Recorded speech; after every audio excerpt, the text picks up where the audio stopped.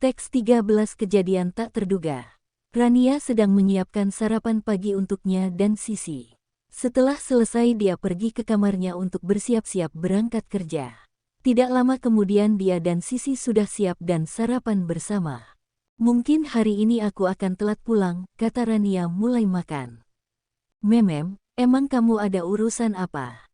Tanya Sisi sambil menyuap nasi goreng buatan Rania. Tadi pagi Kak Davin telepon katanya hari ini akan mengunjungi proyek yang ada di Bandung, jawab Rania.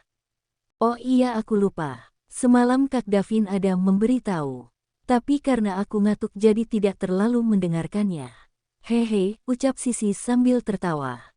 Kamu nggak usah menungguku pulang, kata Rania. Iya, kamu hati-hati bawa mobil soalnya jauh, ucap Sisi. Mereka menyelesaikan sarapan masing-masing. Siap sarapan Rania dan Sisi langsung berangkat menuju tempat kerja mereka. Rania sampai di rumah Radit. Setelah mengeluarkan mobil dari garasi dia mulai mengelap kaca mobil yang berdebu. Hei Antik, sapa Randy yang tiba-tiba datang. Pagi Tuan, ucap Rania dengan tersenyum paksa. Kamu sudah sarapan? Tanya Randy. Sudah Tuan, jawab Rania masih mengelap kaca mobil. Kok manggil Tuan terus? Sekali-kali panggil sayang atau my honey atau my love, kelakar Randy sambil tersenyum usil. Rania hanya diam tidak menanggapi ucapan Randy. Dia sudah maklum dengan sifatnya. Kok kamu diam saya serius loh, ucap Randy lagi. Saya juga serius mengelap kaca mobilnya Tuan, jawab Rania asalan. Loh kok serius dengan itu, bukan dengan saya. Kata Randy pura-pura kecewa. Dehem Radit ketika sudah berdiri di belakang Randy. Hehe, Kak Radit, kata Randy ketika melihat Radit di belakangnya. Kamu ngapain di sini? Tanya Radit. Mau nyapa Antik, jawab Randy santai. Kalau sudah selesai, sekarang kamu masuk ke dalam, ucap Radit. Tapi Kak, kata Randy. Rania kita berangkat sekarang, potong Radit tanpa menghiraukan perkataan Randy. Baik Pak, kata Rania sambil membukakan pintu mobil untuk Radit. Permisi Tuan, kata Rania ketika Randy masih berdiri di sana. Rania menyetir mobil meninggalkan rumah mewah Radit. Mereka terus menuju ke apartemen Davin karena dia berangkat langsung dari apartemennya. Sampai di depan apartemen Davin, ternyata Davin sudah menunggu di lobi. Setelah Davin naik mereka langsung berangkat ke Bandung. Sepertinya Pak Gunawan dan Chandra juga pergi meninjau proyek kali ini, ucap Davin di sela perjalanan. Iya bagus, karena ini proyek kerjasama kita dengannya. Jadi mereka harus melihat langsung perkembangannya, jawab Radit. Oh ya Ran, kalau nanti kamu capek menyetir biar saya yang gantikan, ucap Davin kepada Rania. Iya makasih Pak, jawab Rania. Saya juga tidak mau Sisi marah-marah kalau kamu sakit karena menyetir. Ini kan perjalanan pertama kamu yang jauh setelah jadi sopir Pak Radit, jelas Davin. Iya Pak, kata Rania. Kok kamu irit sekali ngomongnya? Apa kamu belum sarapan? Tanya Davin. Saya sudah sarapan Pak, jawab Rania. Apa jangan-jangan kamu takut dimarahi Radit karena banyak ngomong kalau ada dia? Kata Davin tanpa memedulikan tatapan Radit kepadanya. Tidak Pak, saya cuma lagi fokus menyetir saja, jawab Rania. Ya udah kalau gitu, kata Davin lagi. Pak, apa Anda tidak apa-apa bertemu Pak Gunawan dan Chandra? Secara mereka om dan kakak Cynthia. Apalagi setelah kejadian makan malam saat itu, tanya Davin. Kalau mereka profesional. Mereka tidak akan mencampur adukan masalah pribadi dengan pekerjaan, jelas Radit sambil duduk bersandar dengan menutup matanya. Sebenarnya dia memikirkan apakah Rania sanggup menyetir karena perjalanan kali ini cukup jauh.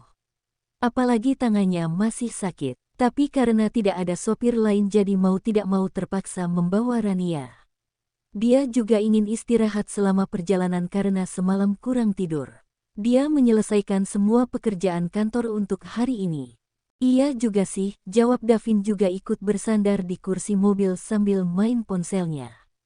Sedangkan Rania untuk menghilangkan rasa kantuknya selama menyetir dia lebih memilih memutar musik. Lebih kurang 3 jam mereka sampai di tempat tujuan. Setelah memarkirkan mobil Radit, Davin dan Rania keluar dari mobil.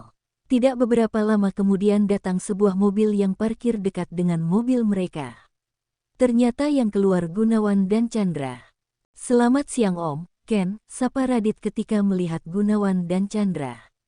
"Siang Dit, Vin," jawab Gunawan sambil melihat ke arah Davin dan Rania. Dia agak terkejut ketika ada Rania di sana. Dia baru ingat kalau orang yang disuruhnya menyelidiki Rania belum ada kabarnya.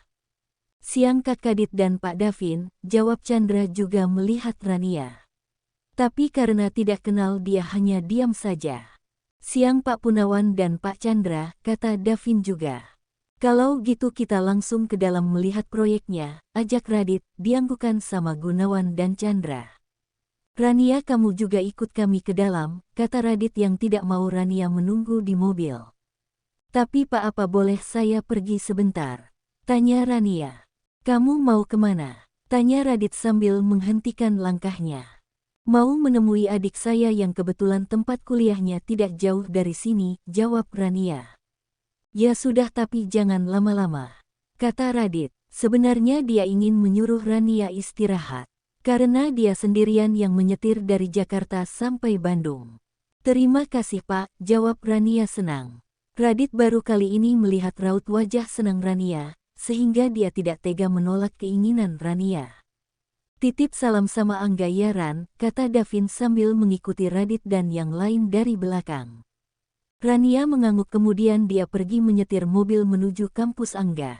Tapi terlebih dahulu dia menghubungi Angga memberitahu kalau dia mau ke kampusnya. Setelah sampai di parkiran kampus, ternyata Angga sudah menunggu Rania di sana.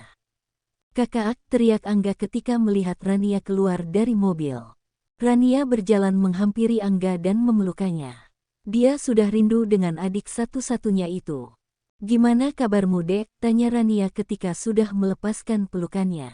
"Baik Kak, gimana kalau kita ngobrol di kantin aja?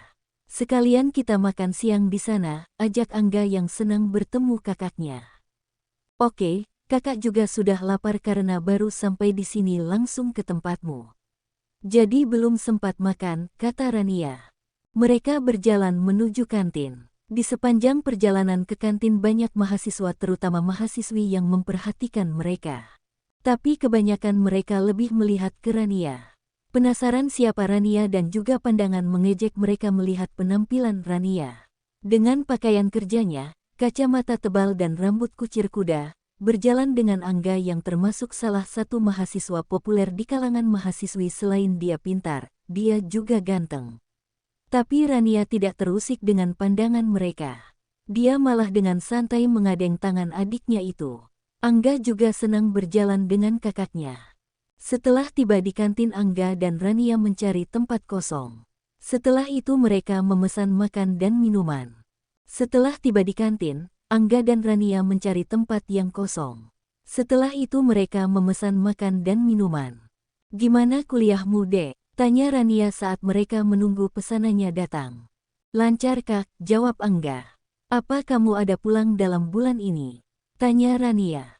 "Tidak Kak, aku sedang sibuk mencari bahan untuk skripsi." "Emang kenapa Kak?" tanya Angga. "Hufet entahlah. Sejak Bunda bilang dia demam sampai sekarang Bunda tidak mau video call dengan kakak. Ketika kakak mau menelpon paman, Bunda selalu ada alasan untuk menghindar. Jadi kepikiran sama kakak," jelas Rania sedih. "Tapi kemarin aku nelpon ayah dia tidak ada membicarakan kalau Bibi sakit," kata Angga. "Itulah aku juga bingung apa yang sebenarnya terjadi sama Bunda. Seolah ada yang disembunyikan," ucap Rania. "Sekarang kan kakak sudah di sini. Gimana kalau kakak mampir sebentar ke rumah," kata Angga kasih solusi. "Kamu tahu dari sini ke rumah jaraknya lebih kurang 1 jam. Kakak hanya bisa minta izin sebentar sama bos. Kami hari ini juga kembali ke Jakarta," jelas Rania. Iya juga sih Kak," ucap Angga. "Ya udah nggak usah kamu pikirkan. Entar kalau kamu ada kesempatan pulang, beritahu kakak." "Iya," kata Rania sambil tersenyum. Tidak lama pesanan mereka sampai, Rania dan Angga mulai makan. Banyak mata di kantin melihat ke mereka. "Sepertinya banyak cewek-cewek yang suka sama kamu Dek," canda Rania.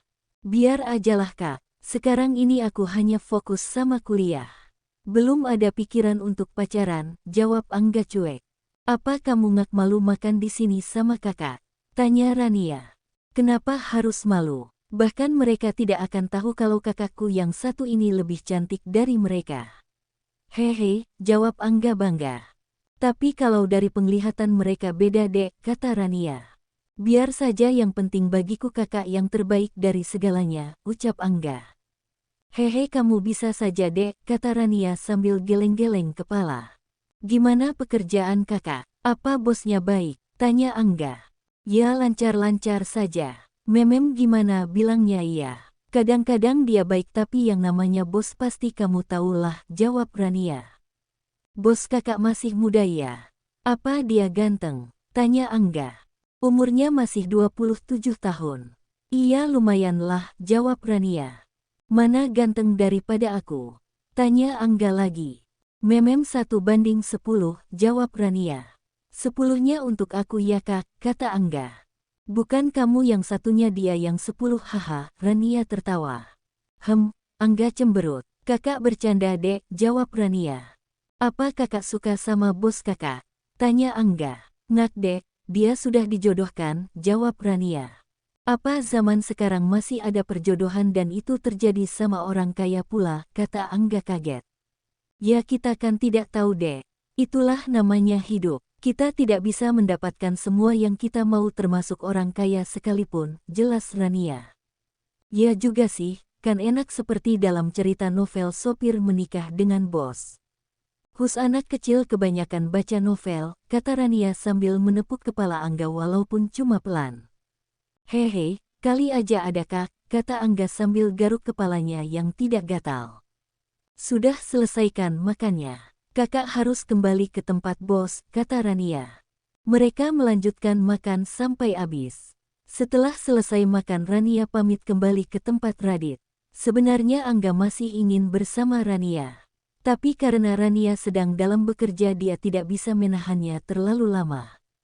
Beberapa saat kemudian Rania sampai di tempat Radit. Rania memarkir mobilnya di luar bangunan yang sedang dikerjakan. Radit dan Davin tidak kelihatan dari luar. Rania berniat untuk masuk ke dalam mencari mereka. Ketika Rania melewati bangunan yang dalam pengerjaan, Rania tidak melihat kalau ada kayu yang jatuh dari lantai 2. Rania awas, kata Radit yang berlari ke tempat Rania berdiri. Buah kayu balok jatuh tepat di sebelah Rania dan Radit terlungkup. Dengan posisi Radit di bawah dan Rania di atasnya. Rania yang terkejut tidak sadar kalau kacamatanya terjatuh. Sedangkan Radit yang terpesona sama mata Rania tanpa kacamata tidak sadar dengan posisi mereka sekarang. Cantik, gumam Radit saat melihat mata Rania. Kalian tidak apa-apa, tanya Davin yang berlari ke tempat mereka diikuti Gunawan dan Chandra. Rania yang tersadar dengan kondisinya di atas badan Radit langsung berdiri. Dengan cepat mengambil kacamata dan langsung memakainya. Au, rintih Radit ketika dia sadar kalau sikunya terluka. Anda tidak apa-apa pak, tanya Rania ketika melihat Radit merintih. Tidak apa-apa, hanya siku saya sepertinya berdarah, kata Radit sambil berdiri. Kamu kenapa tidak hati-hati? Apa kamu tidak melihat balok sebesar itu jatuh? Gimana kalau sampai menimpa kepalamu, kata Radit marah. Maaf pak, kata Rania sambil menunduk. Gimana kalau kita obatin dulu lukamu Dit, ajak Gunawan. Iya pak ayo kita ke tempat istirahat untuk mengobati luka Anda, ajak Davin. Kata Radit sambil berjalan menuju ruangan tempat istirahat. Sedangkan Rania masih berdiri mematung memikirkan apa yang terjadi. Kamu tidak ikut, tanya Radit ketika melihat Rania masih bengong saja. Iya pak, jawab Rania sambil berjalan. Ternyata lututnya luka pas di bawah jalan baru terasa perih. Kamu kenapa jalan seperti itu? Tanya Radit ketika melihat Rania susah berjalan. Hehe, tidak apa-apa pak, hanya luka kecil di lutut saya, jawab Rania. Apa kamu bisa berjalan sampai ke ruangan istirahat? Tanya Davin. Bisa pak, jawab Rania. Kenapa Kak Radit sangat memperhatikan sopirnya? Apalagi dia sampai rela terluka untuk membantunya. Batin Chandra ketika memperhatikan sikap Radit terhadap Rania. Mereka sampai di ruang istirahat. Davin segera mengambil kotak P3K yang ada di sana. Kemudian dia mulai mengobati luka di siku Radit. Sedangkan Rania memilih mengobati lukanya sendiri. "Lukamu tidak apa-apa, Nak?" tanya Gunawan. "Tidak apa-apa, Pak," jawab Rania ketika Gunawan duduk di sebelahnya. "Lain kali kamu harus hati-hati," kata Gunawan lagi. "Iya, Pak," jawab Rania. "Kita kembali ke Jakartanya siap maghrib saja. Sekarang lebih baik kamu istirahat dulu, supaya nanti menyetirnya jadi lebih fit," ucap Radit. "Iya, Pak," kata Rania. Sedangkan Pak Gunawan dan Chandra pamit pulang terlebih dahulu, karena urusan mereka sudah selesai. Setelah mereka pergi, Radit dan Davin lebih memilih duduk di kursi sambil mengecek laporan. Rania bersandar di sofa sambil menutup mata. Radit melirik sebentar ke arah Rania, dia masih kepikiran dengan wajah Rania tanpa kacamata, terutama matanya. Sedangkan Rania mengutuk dirinya yang bodoh sampai bertambah orang melihatnya tambah kacamata selain Randy. "Maaf Rania ya Bun, tidak bisa menjaga janji sama Bunda," batin Rania. "Ternyata ini yang dilihat Randy hari itu sehingga dia sangat menyukaimu. Kenapa kamu menyembunyikannya?" batin Radit.